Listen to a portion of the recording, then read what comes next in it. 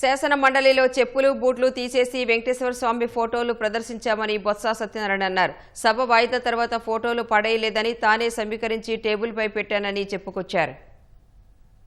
స్వామి ఫోటోని ఏం చెప్పారు బాబు?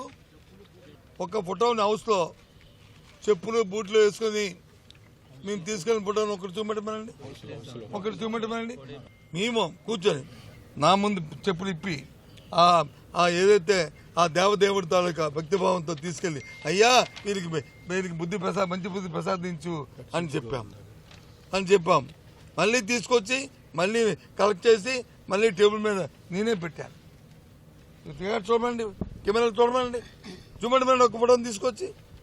ఎందుకండి ఈ కుంటి సాకులు? చూపెడితే ఆశ్చర్యపోతారు. అదే కదా మీరు చెప్పారుగా, మేము అవమానించలేదు, దాన్ని తీవ్రంగా ఖండిస్తున్నాం. హౌస్లో మేమేమి ఆ కార్యక్రమం చేయలేదు, ఖండిస్తున్నాం అని చెబుతూ ఓ ఫోటోని చూపెడతారు.